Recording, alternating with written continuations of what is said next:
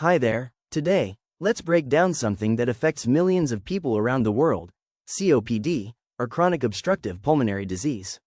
Sounds complicated, right? But don't worry, we're going to explain it in a simple and practical way. So what is COPD? COPD is a long-term lung disease that makes it hard to breathe. If you've ever felt short of breath walking upstairs or doing something simple like grocery shopping, and it keeps getting worse over time, it could be more than just getting older. That's what COPD does. It slowly reduces the ability of your lungs to move air in and out. What causes it? The number one cause is smoking. Even if someone quit years ago, the damage can linger.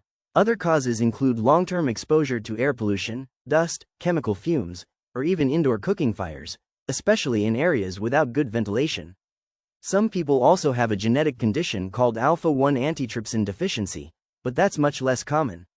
What's actually happening in the lungs? Think of your lungs like a tree. The branches are your airways, and the leaves are tiny air sacs called alveoli. That's where oxygen gets into your blood. In COPD, two main things happen. Chronic bronchitis.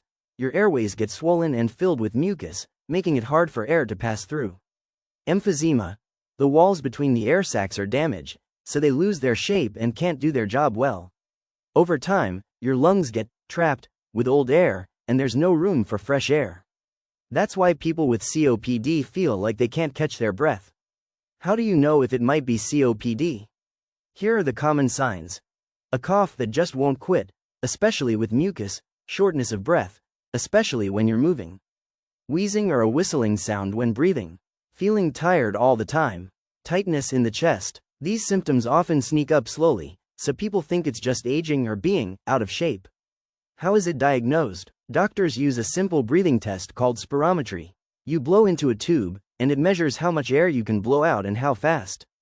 It tells your doctor how well your lungs are working. They might also use a chest X-ray, CT scan, or blood tests to rule out other problems. Is there a cure? No, there's no cure for COPD yet, but there are great ways to manage it and live a full life. Here's what helps. Quit smoking. This is the single most powerful thing you can do to slow the disease. It's never too late to quit. Take your medications. Inhalers can open your airways and reduce inflammation. Some people also use oxygen therapy.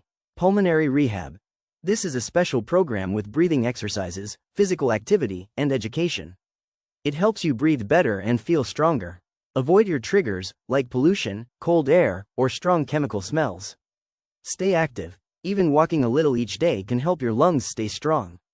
Eat well and stay hydrated. A healthy diet supports your body, including your lungs. A final thought: COPD is a serious condition, but it doesn't define you. With the right care, many people live long, meaningful lives. So if you're struggling to breathe or you know someone who is, don't wait. Talk to a doctor, get tested, and take control of your lung health. Because every breath counts.